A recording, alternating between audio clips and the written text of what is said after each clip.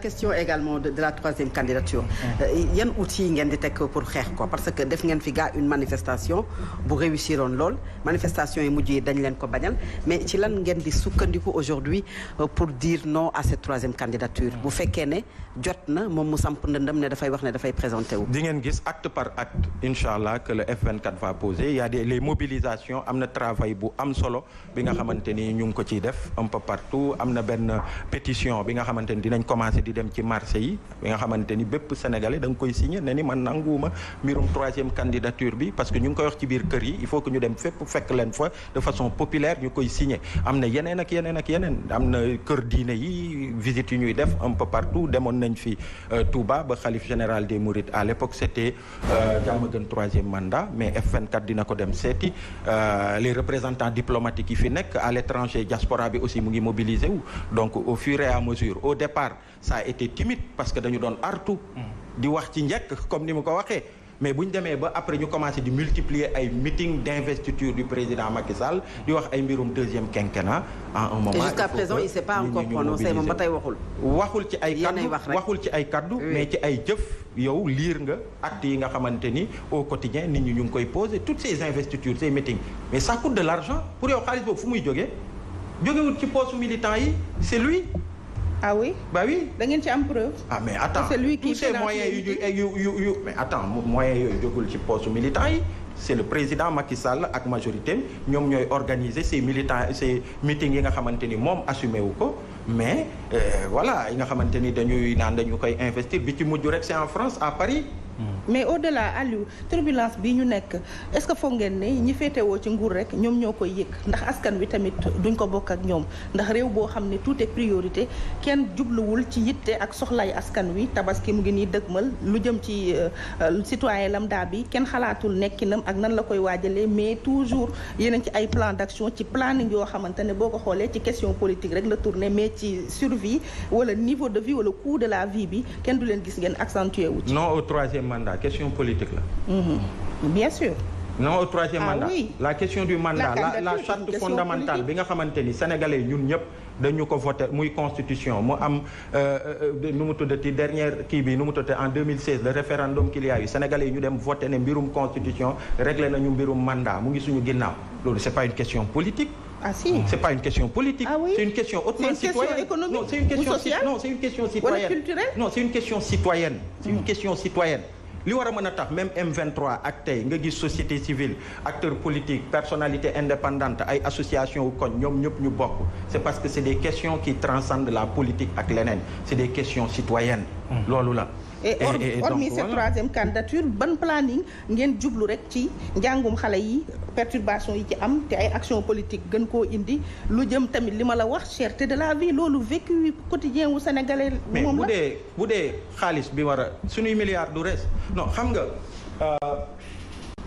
gis nga mënuñu nekk ci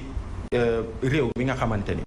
dañu tabb ay nit. jox leen tous les moyens légaux tous les moyens les instruments qu'il faut pour que ñu doxal pour que ñu change dundin ak nekkinu sénégalais yi ñuy def yi ni mel sur la malgouvernance parce que benn milliard bi nga xamante ni waroon na mën a dem ci mbirum santé bi bu ñu ko jegee mu dem feneen loolu sénégalais yi ñoom ñoo koy yëg donc au lieu de parler de ce problème de cette case de santé qui aurait dû être réhabilitée te réhabilité wuñ ko on parle de la cause c'est la malgouvernance et c'est à cela que les gens s'attaquent loolu la rek. est-ce que Aliou fii et tey contexte bii ñu nekk nii. situation bii ñu nekk c'est-à-dire un régime bi nga xamante ni dafa dugg ci biir dictature jël sénégalais yi mais sénégalais yi mënatuñu sax noyyi. mais Aliou les gens ils ont une peur qui s'installe dans ce pays. Est-ce qu'on peut parler de dictature aussi Aliou parce que aujourd'hui je pense que les dictatures bu ñu ci nekkoon aujourd'hui doo toog fii di dénoncer li ngay dénoncer est-ce que c'est pas de trop ñuy wax ne ñu ngi ci régime dictature. mais on est de plein pied dans un régime de dictature. bu dul woon dictature man ci Mali foro duñ ma jàpp noonu. ñu chargé ma ay xaw ma 5 charges. très bien yóbbu ma sànni ma du demee noonu. régime boobu yéen a ko fi teg parce que yéen a xeexoon ki fi nekkoon muy président Wade ci troisième candidature mobiliser tous les Sénégalais ba deuxième tour am tey régime boobu nekk fii kon am ngeen ci part de responsabilité. c'est les Sénégalais qui ont voté pour sanctionner un régime bu jeexal. ñu jàpp ni il n'a pas droit à une troisième candidature ñun ci Sénégalais yooyu la ñu bokk personne ne regrette de l'avoir fait. Macky Sall kay moom moo waroon loolu mu xam sacerdoce bi mu am mu xam ni mbirum troisième mandat moom mii xeex na ci ak ñi mu àndal que tey il devait épargner ce pays de ça, il devait épargner le peuple sénégalais d'un débat sur le troisième mandat. Donc c'est pas aux Sénégalais de regretter d'avoir sanctionné un régime qui avait voulu nous imposer une troisième candidature. C'est pas ça. ñi ngeen nekkal ci F24 bi ñoo xam ne bi ngeen koy xeex yéen su Wade ils étaient avec Abdoulaye Wade. Aujourd'hui ils sont contre la troisième candidature alors que avant ñu ngi fa woon. Est-ce que déjà loolu du échec également ci politique yi et même société civile? C'est l'histoire qui se répète avec des personnes yoo xam ne dañu ko nangu woon fële tey ñu bëgg ko bañ ak le président Macky Sall. Oui, ñun en tant que acteurs yi nekkoon biir M23 lan lay wone premièrement mooy principe yi ñu taxoon jóg boobu ba tey ñu ngi ci nit ñi ñooy dem di ñëw ci ñenn ñi.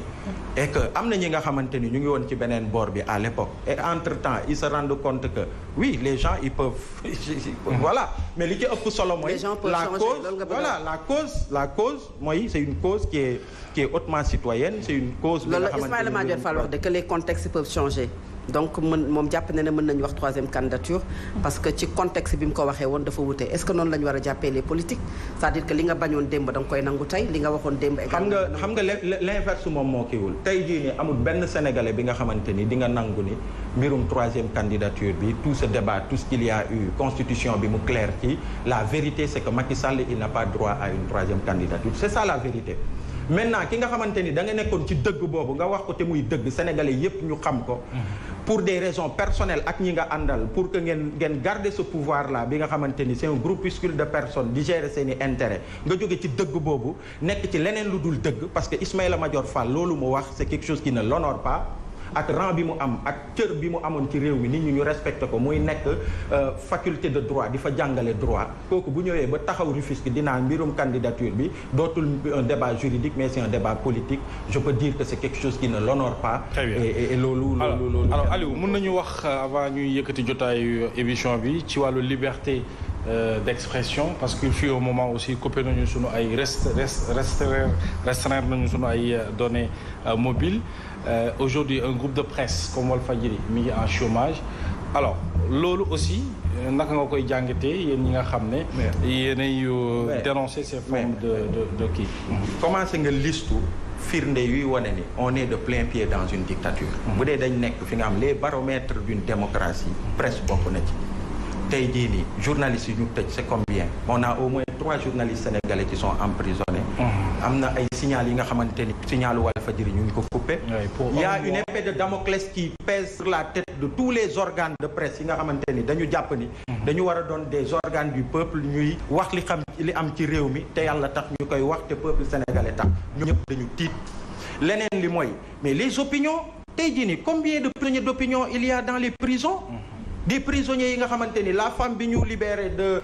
nu mu tuddati de Tivaouane il y a quelques jours parce qu'ils ont voulu marcher avec ñoom Alioune Badara elle avait un bébé ñu koy indil bébé mu koy nampal ci biir